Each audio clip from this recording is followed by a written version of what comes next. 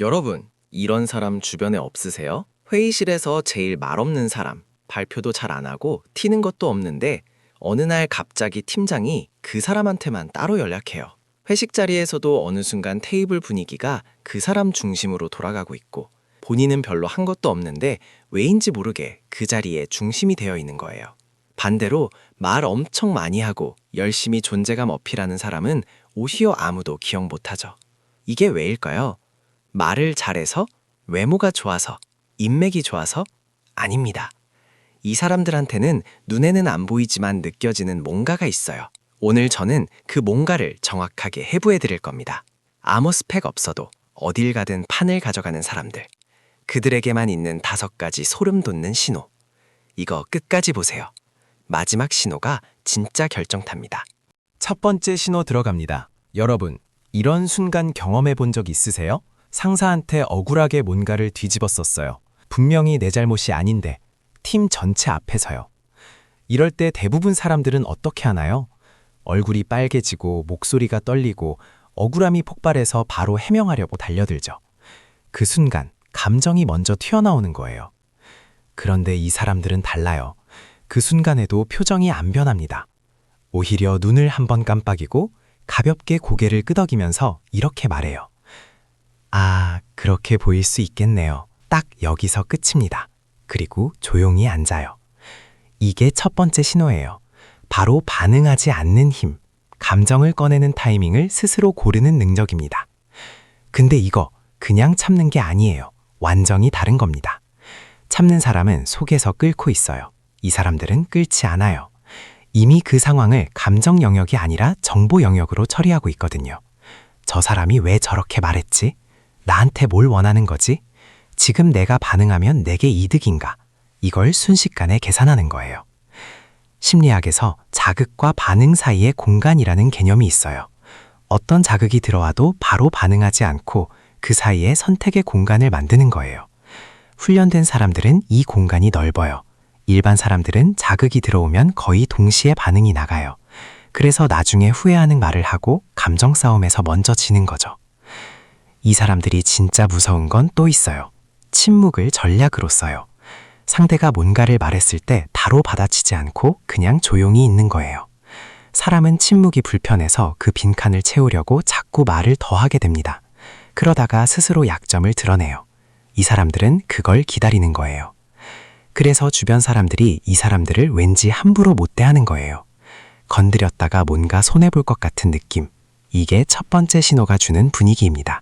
자, 두 번째 신호 갑니다. 이게 더 소름 돋아요. 여러분 주변에 이런 사람 있지 않나요? 10년째 같은 방식으로 일하는 사람. 새로운 도구가 나와도 나는 원래 하던 방식이 편해 라고 하면서 쳐다도 안 보는 사람. 처음엔 경력이 있으니까 괜찮아 보여요. 그런데 2년, 3년 지나면 어떻게 될까요? 어느 순간 그 사람이 하는 일을 신입이 더 빠르게 해버려요. 그리고 조용히 뒤처지기 시작하죠. 반면에 이 사람들은 달라요. 판이 바뀌는 걸 감지하는 속도 자체가 남달라요. 두 번째 신호는 바로 자기 방식을 언제든 버릴 수 있는 유연함입니다. 근데 이게 단순히 적응을 잘한다는 게 아니에요. 훨씬 더 근본적인 거예요. 이 사람들은 내가 지금 쓰는 방식에 애착이 없어요. 방식은 목적을 달성하기 위한 도구일 뿐이거든요. 도구가 더 좋은 게 생기면 바꾸면 되는 거잖아요. 근데 대부분 사람들은 그 도구 자체의 정체성을 걸어버려요. 내가 이 방식으로 10년을 해왔는데 이걸 바꾸면 나를 부정하는 것 같은 느낌. 이게 발목을 잡는 거예요. 예를 들어 볼게요. 몇 년 전에 유튜브 알고리즘이 갑자기 바뀌었을 때예요. 오래된 방식으로 운영하던 채널들이 조회수가 뚝 떨어졌어요. 그때 어떤 크리에이터들은 뭐라고 했을까요?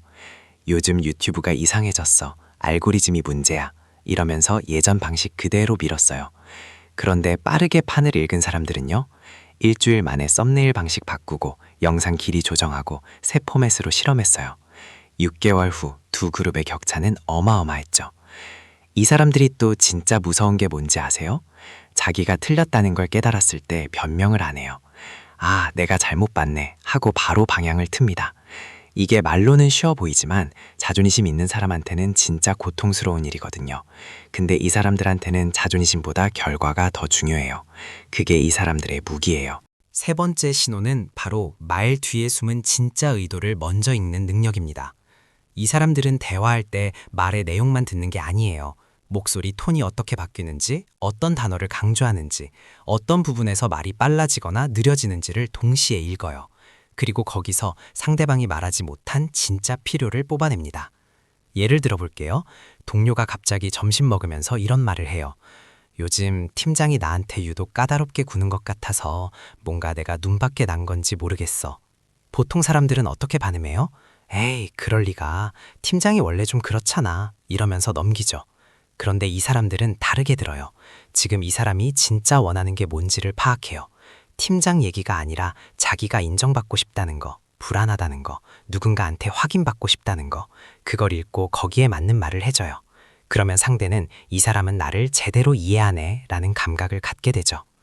특히 한국 사회에서 이 능력은 진짜 핵심 무기예요. 우리는 하고 싶은 말을 직접적으로 잘 안 하잖아요.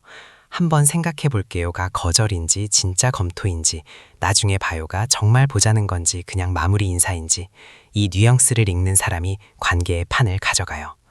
그리고 이 사람들이 진짜 무서운 건 자기 속마음은 절대 먼저 꺼내지 않는다는 거예요. 상대가 편안함을 느낄수록 본인은 더 많은 걸 파악하고 있어요. 적이 없어 보이고 누구나 좋아하는 것 같은데 정작 이 사람 속은 아무도 모르는 사람. 주변에 있으면 한 번씩 보이잖아요. 바로 이 능력의 고수예요. 네 번째 신호. 이건 좀 의외일 수 있어요. 혼자 있는 걸 즐기는 사람들이에요. 근데 그냥 내향적인 게 아니에요. 전혀 달라요. 이건 전략이에요. 여러분, 하루에 진짜 나 자신하고만 있는 시간이 얼마나 돼요? 핸드폰도 없고, 음악도 없고, 유튜브도 없고, 온전히 내 생각하고만 마주하는 시간. 솔직히 대부분 사람들은 거의 없죠. 아침에 눈 뜨자마자 핸드폰이고, 출퇴근길에 이어폰 꽂고, 밥 먹으면서도 뭔가 틀어놓고, 자기 생각이 올라오기 전에 외부 자극으로 계속 채우는 거예요. 이게 왜 문제냐고요? 외부 자극이 많을수록 내 기준이 흐려지거든요. 남들이 좋다고 하면 좋아 보이고, 유행이 이쪽으로 쏠리면 나도 모르게 따라가게 돼요. 내 판단이 아니라 분위기의 판단을 따르게 되는 거죠. 그런데 이 사람들은 달라요. 의도적으로 혼자 있는 시간을 만들어요. 그리고 그 시간에 뭘 하냐면요. 자기 자신을 신문해요. 나는 지금 왜 이 선택을 했지? 이 판단에 내 감정이 얼마나 섞였지? 나 지금 진짜 원하는 게 뭐지? 이걸 냉정하게 들여다보는 거예요. 실제로 이런 일이 있었어요. 몇 년 전 특정 코인이 한 달 만에 수십 배가 올랐을 때 주변 사람들 거의 다 흔들렸어요. 직장 동료도 가족도 SNS도 온통 그 얘기였죠. 근데 유독 몇몇 사람들은 그 광풍 속에서도 조용했어요. 그 사람들은 단순히 용감한 게 아니었어요. 혼자 조용히 앉아서 이 상황을 냉정하게 들여다봤던 거예요. 지금 내가 이걸 사려는 게 확신 때문인지 아니면 주변 분위기에 휩쓸린 건지를, 그리고 자기 기준으로 판단했죠. 군중 속에 있으면 군중의 눈밖에 못 봐요. 한 발 물러나야 판 전체가 보입니다. 이 사람들이 조용히 혼자 있는 건 고립이 아니에요. 더 선명하게 보기 위한 거예요. 주변에서 이 사람들 보면서 쟤 왜 맨날 혼자야? 사람 싫어하나? 이러는데요. 정작 본인들은 그런 시선 자체를 신경 안 써요. 오히려 그 시간에 자기 다음 수를 갈고 있는 거거든요. 자, 여기까지 4가지 봤습니다. 이 정도만 해도 이미 대단한 거예요. 근데 말입니다. 진짜 괴물 같은 사람들은 여기서 끝이 아니에요. 마지막 5번째 신호. 이게 앞에 4가지를 전부 완성시키는 결정타예요. 5번째 신호는 바로 말이 아니라 결과물로 모든 걸 가다버리는 실행력입니다. 여러분, 회의할 때 이런 사람 한 번쯤 봤죠? 2시간 동안 그럴듯한 말을 엄청 많이 쏟아내는데 회의 끝나고 나면 남는 게 없는 사람. 그래서 결론이 뭐야? 물어보면 다음에 논의하죠. 이렇게 되는 그 사람. 근데 이상하게 그 자리에서는 뭔가 있어 보이거든요. 어려운 말 쓰고 논리적인 척하고. 근데 아무것도 안 바뀌어요. 진짜 고수들은 완전히 달라요. 말이 적어요. 근데 끝나고 나면 뭔가 달라져 있어요. 이 사람들이 어떻게 하냐면요. 상황을 보자마자 어디가 막혀 있는지를 먼저 찾아요. 화려한 분석이 아니라 지금 당장 뭐가 문제인지부터 짚는 거예요. 그리고 있는 자원 안에서 제일 빠른 방법으로 뚫어버립니다. 제가 직접 본 사례예요. 중소기업 영업팀에 있었던 일인데요. 매달 실적이 떨어지고 있었어요. 팀장은 경력도 있고 말도 잘하는 사람이었는데 회의 때마다 시장 상황이 어렵다, 경쟁이 심해졌다, 우리 브랜드 포지셔닝을 다시 잡아야 한다, 이런 말만 반복했어요. 2달이 지났는데 아무것도 안 바뀌었죠. 그때 팀에서 제일 조용하던 막내 직원이 손을 들었어요. 그리고 이렇게 말했어요. 제가 지난 3개월 고객응답 데이터를 봤는데요. 첫 상담 이후 이틀 안에 재연락을 안 하면 계약 전환율이 거의 0에 가까워요. 지금 저희 팀 평균 재연락 시간이 나흘이에요. 진단이 끝났어요. 그리고 그 다음 주부터 재연락 시간을 24시간 안으로 바꿨어요.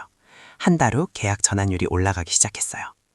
이게 진짜 실행력이에요. 거창한 게 아니에요. 어디가 막혔는지 찾고 거기를 뚫는 거예요. 이 사람들한테 창의성이란 새로운 아이디어를 뽑아내는 게 아니에요. 지금 있는 재료로 문제를 해결하는 가장 빠른 경로를 찾는 거예요. 그래서 이 사람들은 실패도 다르게 봐요. 이 방법이 안 된다는 걸 확인했으니까 다음엔 저 방법을 써보자.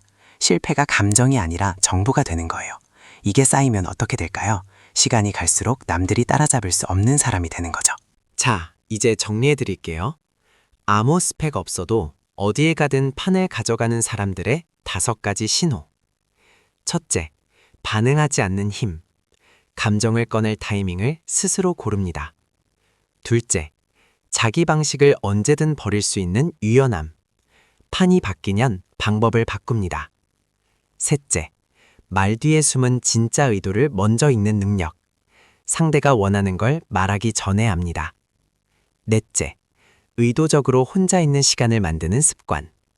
군중에서 벗어나 자기 기준을 선명하게 유지합니다. 다섯째, 말이 아니라 결과물로 닫아버리는 실행력. 문제가 어디 있는지 찾고 거기를 뚫습니다. 이 5가지가 한 사람 안에서 돌아가기 시작하면요. 학벌이 좋은 사람도, 말 잘하는 사람도, 인맥 넓은 사람도 못 이깁니다. 왜냐하면 이건 스펙이 아니라 실전에서 나오는 거거든요. 마지막으로 한 가지만 말씀드릴게요. 이 중에 타고나야 하는 게 있나요? 없어요. 전부 다 오늘부터 시작할 수 있는 것들입니다. 학벌은 못 바꿔요. 근데 이 5가지 태도는 지금 이 순간부터 바꿀 수 있습니다. 가장 조용한 사람이 가장 오래 판을 가져갑니다. 오늘 내용이 도움이 됐다면 구독과 좋아요 부탁드립니다. 앞으로도 스펙 없이 실력으로 인정받는 이야기 계속 가져오겠습니다. 감사합니다.